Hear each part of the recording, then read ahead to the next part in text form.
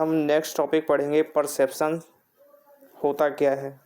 पिछली क्लास में हमने अटेंशंस के बारे में पढ़ा था, SLD learning characteristics of student with SLD, जिसमें अटेंशन था जिसके बारे में हमने जाना था। आज हम परसेप्शंस के बारे में पढ़ेंगे कि परसेप्शंस होता क्या है।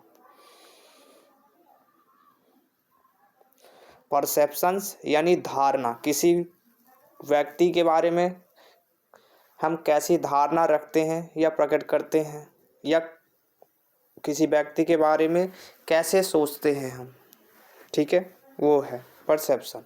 परसेप्शन इज अवेयरनेस, ठीक है, अवेयर होना, कंप्रीहेंशन और एन अंडरस्टैंडिंग ऑफ समथिंग, यानी कि किस प्रकार से हम किसी व्यक्ति के बारे में या वस्तु के बारे में हम किस प्रकार की धारणा रखते हैं, उसको किस तरह किस नज़रिए से देखते हैं, कैसे समझते हैं। Perception is the organization, perception क्या है, धारणा एक क्या है, एक ऑर्गेनाइजेशन भी हो सकता है। हमारी जो धारणा है वो ऑर्गेनाइजेशन के प्रति अलग हो सकती है।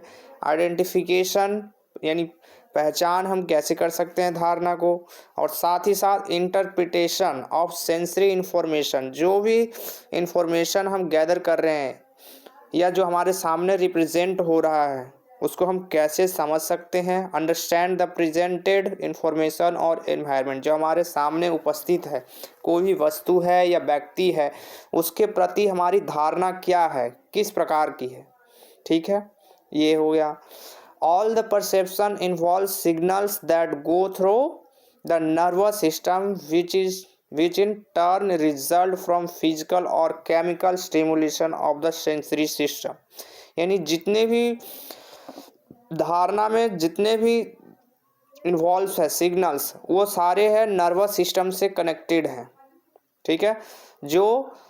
जो भी हमारे अंदर धारणा आती है या जो हम सोचते हैं समझते हैं, ठीक है, वो सारे सिग्नल जो है हमारे नर्वस सिस्टम से कनेक्टेड होती है, सेंसरी सिस्टम तक जाती हैं, जिसके माध्यम से हम फिजिकली या केमिकली जो है इनपुट लेते हैं और आउटपुट प्रेजेंट करते हैं। परसेप्शन इज एन इंटेलेक्चुअल, धारणा एक इंटेलेक्चुअल साइकोलॉजिकल प्रोसेस है, and which is subjective as an individuals perceive similar incident differently. हम प्रत्येक व्यक्ति के लिए हम अलग अलग धारणा रखते हैं, ठीक है, इसलिए इंफॉर्मेशन भी हर क्षेत्र के लिए अलग अलग होती है। किसी के बारे में भी हम जानकारी अगर हम ले रहे हैं तो सबके लिए अलग अलग जानकारी होगी, ठीक है। हो सकता है कि एजुकेशन के क्षेत्र में मान ले, या स्पेशल एजुकेशन का ही अगर हम एक एग्जांपल ले लें, तो एक व्यक्ति की स्पेशल एजुकेशन के टॉपिक के ऊपर कोई और धारणा होगी, ऑटिज्म के बारे में कोई व्यक्ति कुछ और सोचता होगा, आईडी के बारे में कोई व्यक्ति कुछ और सोचता होगा, ठीक है, तो वो उसकी अपनी धारणा है, ठीक है। अब इसके कुछ फैक्टर्स हैं, फैक्टर्स अफेक्टिंग परसेप्शंस। तो दो ऐसे फैक्टर हैं, एक्सटर्नल फैक्टर्स और इंटरनल फैक्टर्स। एक्सटर्नल फैक्टर्स में क्या देखा जाता है, तो इसमें साइज देखा जाएगा, इंटेंसिटी देखा जाएगा, प्रॉक्सिमिटी देखा जाएगा, मोशन देखा जाएगा और नोवेलिटी के बारे में जाना जाता है। ये एक्सटर्नल फैक्टर हो जाते हैं हमें परसेप्शंस के बारे में जानने के लिए। और इंटरनल में हम क्या देखते हैं, हमारा एटीट्यूड क्या है, हमारा मोटिव्स क्या है किसी कार्य को करने के लिए, एक्सपीरियंस कितना है, इंटरेस्ट है उस फील्ड में या नहीं, और एक्सपेक्टेशन जो लगाई जाती हैं, क्या एक्सपेक्टेशन हम लगा सकते हैं कि 10 साल बाद आप जो है इस क्षेत्र में कार्यरत होकर के कितना योगदान दे सकते हैं, ठीक है, ये धारणा देखी जाती है। नेक्स्ट है ऑर्गेनाइजेशन। ऑर्गेनाइजेशन में क्या होता है, कैसे होता है, किस प्रकार की धारणा रखी जाती है और कैसे कार्य किया जाता है। It is the process by which we sort stimuli into a meaningful pattern. एक मीनिंगफुल पैटर्न के रूप में ऑर्गेनाइजेशन में धारणाएं बनाई जाती हैं, ठीक है। इट इन्वॉल्व्स द फॉलोइंग, जिसमें बहुत ये सारी चीज़ें जो है इन्वॉल्व होती हैं। सबसे पहला क्या है, ग्रुपिंग, ग्रुप में रखा जाता है, ठीक है, सभी एरियाज़ के लिए अलग अलग ग्रुप्स होती हैं, जैसे कि हम अगर एग्जाम्पल के रूप में हम देखें FACP को देखें, ठीक है, फंक्शनल असेसमेंट जो चेकलिस्ट है हमारा, प्रोग्रामिंग चेकलिस्ट है जो FACP या FACP PMR या MDPS है, ठीक है। तो हमारी एरियाज़ बटे हुए हैं, तो उसी के हिसाब से हम देखते हैं कि बच्चे में क्या क्या कमियां हैं, क्या क्या स्ट्रेंथ है, ये सारी चीज़ों के क्या बच्चों की नीड्स है, उसी के अनुसार ऑर्गेनाइजेशंस में भी है जो ग्रुपिंग करी जाती है। HR मैनेजर अलग होगा, ठीक है, स्टाफ मेंबर्स अलग होंगे, ठीक है, को वर्कर्स अलग होंगे, वर्कर्स अलग होंगे, ऐसे करके ग्रुपिंग बनाई जाती है। ग्रुपिंग में assembling of stimuli on the ground of similarity, यानी ये ग्राउंड लेवल पर देखी जाती है। सेकेंड है proximity, closeness of stimuli to one another that affect perceptions, ठीक है। थर्ड है हमारा closure, it is ability to organize, इसके अंदर एबिलिटी होती है कि ऑर्गेनाइज कर सके stimuli so that together they form a whole pattern, complete pattern को चेक कर सके या एक साथ लेकर के चले, ऑर्गेनाइज पैटर्न में चला सके। फोर्थ है हमारा इंटरप्रिटेशन, ठीक है, it is the formation of an idea, interpretation जो हमने आइडिया तैयार किया है, क्लोजर में क्या है, आइडिया तैयार, हमने एक आइडिया बना लिया किसी टॉपिक के ऊपर, अब इंटरप्रिटेट करेंगे यानी कि उस आइडिया के ऊपर कार्य करेंगे, ठीक है। Idea about the information that is sensed, या जो हमने सेंड किया है या सिलेक्ट किया है या ऑर्गेनाइज किया है, जो भी आइडिया है, ठीक है। It involves the following phenomena, जिसमें हम कुछ फिनोमिनाज को चेक किया जाता है, जिसमें प्राइमरी इफेक्ट हो गया, सिलेक्टिव परसेप्शन हो गया, स्टीरियोटाइपिंग हो गया, हेलो इफेक्ट हो गया, प्रोजेक्शन हो गया, और साथ ही साथ एक्सपेक्टेंसी इफेक्ट के बारे में देखा जाता है, ठीक है। And they are the types of perceptual errors, और ये सभी के सभी क्या है, टाइप्स है परसेप्चुअल एरर्स के। नेक्स्ट है सिलेक्टिव परसेप्शन। सिलेक्टिव परसेप्शंस क्या होता है? सिलेक्टिव परसेप्शंस में होता है कि पर्सन जो है सीज यानी देख सकता है, फील कर सकता है, हियर यानी सुन सकता है कि हम क्या बात कर रहे हैं, and to skips other information, जो हमें ज़रूरत है, मतलब जिस इंफॉर्मेशन को हमें, जिस इंफॉर्मेशन के बारे में हमें जानना है, हम उसको लेंगे, देखेंगे, सुनेंगे ध्यानपूर्वक, और जिस इंफॉर्मेशन की हमें ज़रूरत नहीं है हम उसको छोड़ देंगे, which are inconsistent to his view, ठीक है। हम सिलेक्टिव वे में ही वो परसीव करेंगे, वो धारणा सिलेक्टिव वे, मतलब जितनी हमें आवश्यकता है हम बस उतना ही ग्रहण करेंगे इंफॉर्मेशन, उससे अधिक नहीं लेंगे, ना उससे कम ना उससे ज़्यादा। नेक्स्ट है expectancy effect, it is the tendency of an individual to interpret any person or object based on the how he expects the person or object to be in the first place.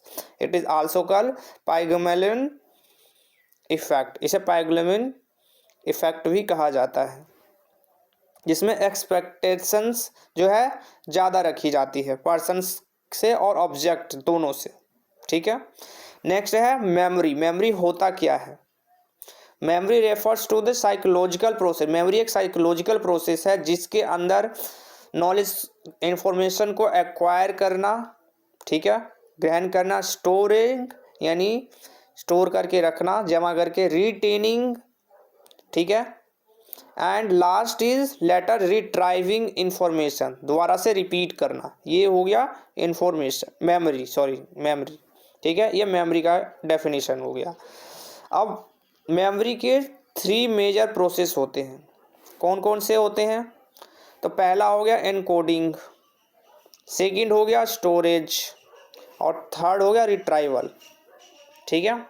Human memory involves the ability both, human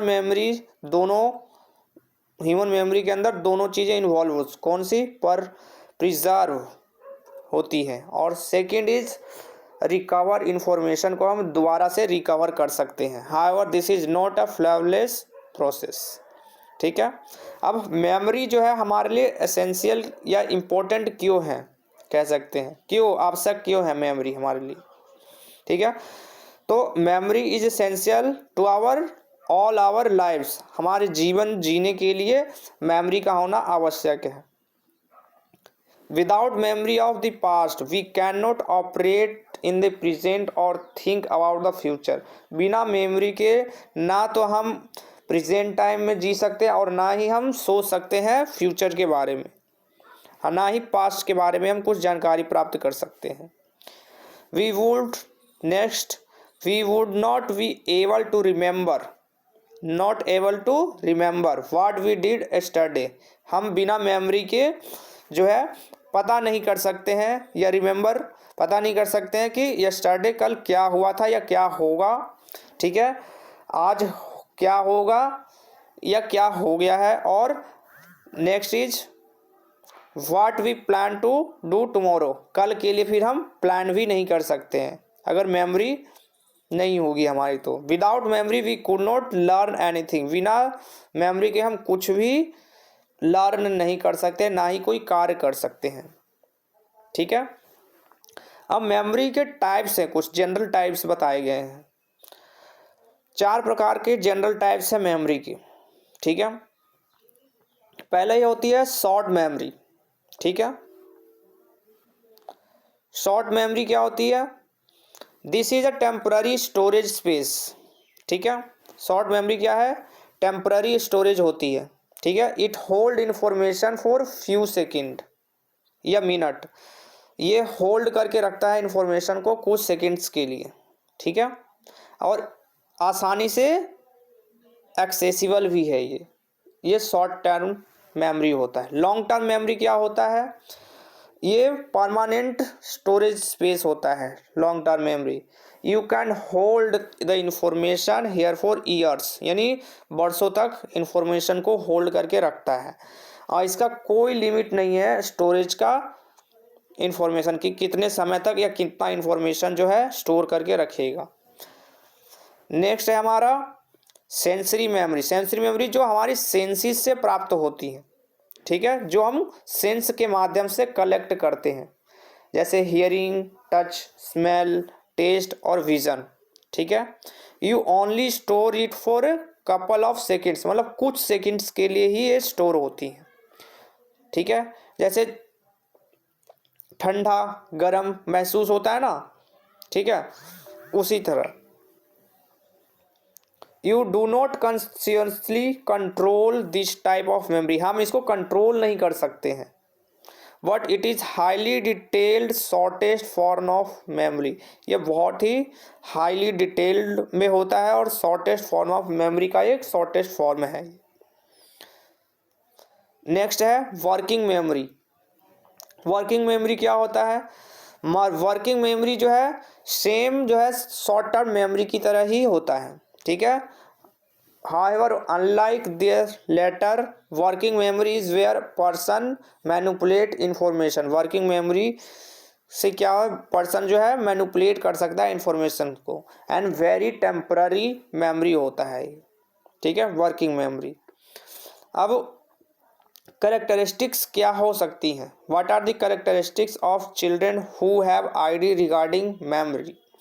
तो इन जो बच्चे ID है या intellectual disabled children's है, उनको difficulties होती है वर्बल शॉर्ट टर्म मेमोरी और वर्बल वर्किंग मेमोरी में दिक्कतों का सामना करना पड़ता है, जिसमें क्या क्या चीज़ है, अटेंशंस को कंट्रोल नहीं कर पाते हैं, स्टोरेज कैपेसिटी लैकिंग होती है, ठीक है, ये सारी प्रॉब्लम होती हैं। बॉर्डरलाइन लर्निंग डिसेबिलिटी हो सकती हैं बच्चों को, ये हो सकता है। अब इनके लिए हम स्ट्रेटजीज़ क्या क्या, मेमोरी को इम्प्रूव करने के लिए हम क्या क्या स्ट्रेटजीज़ अपना सकते हैं, ठीक है। तो डेवलपिंग न्यूमोनिक या mnemonics device for remembering new information, हम एक डिवाइस को डेवलप कर सकते हैं। एग्जाम्पल के लिए remembering all the names in room could involve making up rhymes and association for each name। हम कर सकते हैं याद करने के लिए कि रूम के हर दीवार पे राइम्स लिख दें या फिर एसोसिएट कर दें नेम्स के साथ, ठीक है। सेकंड है doing brain teasers and challenge puzzle solve कराएं, ठीक है, जिससे बच्चे की मेमोरी क्या होगी, इम्प्रूव होगी। नेक्स्ट है डेवलपिंग स्ट्रॉन्ग मेमोरी एसोसिएशन या फिर associations to help remember things. ठीक है, मेमोरी स्ट्रॉन्ग मेमोरी बनाने में हेल्प करती है। And talking about recent memories too और journalizing can help cultivate this associations. ये जो एसोसिएशंस जो है ये सहायक करती हैं हमें मेमोरी को इम्प्रूव करने के लिए। And next is doing cardiovascular exercise to promote brain health. Brain health के लिए कार्डियोवास्कुलर एक्सरसाइज को बढ़ावा देना। ठीक है, अब हम देखते हैं टाइप, मेमोरी की टाइप्स कितनी होती है, तो 2 टाइप्स की होती हैं। एक है एक्सप्लिसिट मेमोरी और दूसरा है इम्प्लिसिट मेमोरी। ठीक है, अगर स्टेजेस के बारे में देखें तो sensory memory, short term memory, long term memory 3 प्रकार की होती है। और प्रोसेस के बारे में देखेंगे तो इनकोडिंग, स्टोरेज और रिट्राइवल, ये जो हम ऊपर अभी पढ़ चुके हैं। ठीक है, अब एक्सप्लिसिट मेमोरी होती क्या है, एक्सप्लिसिट मेमोरी क्या होती है, तो रिक्वायर कॉन्शियसनेस अवेयरनेस। ठीक है, कॉन्शियस अवेयरनेस रिक्वायर्स होती हैं एक्सप्लिसिट में। इसमें 2 प्रकार की होती है मेमोरी एक्सप्लिसिट में, एक सिमेंटिक मेमोरी और एपिसोडिक मेमोरी। सिमेंटिक मेमोरी में क्या होगा, तो फैक्ट्स एंड जनरल नॉलेज के बारे में जानकारी सिमेंटिक मेमोरी में स्टोर होती है। जो जनरल नॉलेज या फैक्ट्स होंगे वो सिमेंटिक मेमोरी में स्टोर होगी। और एपिसोडिक मेमोरी क्या होता है, जिसमें पर्सनली एक्सपीरियंस, जो हमारा पर्सनल एक्सपीरियंस या जो इवेंट्स हम करते हैं वो मेमोरी जो है वो एपिसोडिक मेमोरी में, या इन्फॉर्मेशन जो है एपिसोडिक मेमोरी में स्टोर होती है जा करके। अब इम्प्लिसिट मेमोरी क्या होता है, दूसरा टाइप हमारा इम्प्लिसिट मेमोरी है। तो दूसरे टाइप में does not require conscious awareness, यानी कि रिक्वायर्स नहीं है, जरूरी नहीं है कि कॉन्शियस अवेयरनेस करा जाए। जबकि एक्सप्लिसिट में क्या था कि उसमें रिक्वायरमेंट थी, रिक्वायर्स थे अवेयरनेस के लिए। अब इसके 3 भागों में डिवाइड किया गया है इसे इम्प्लिसिट को।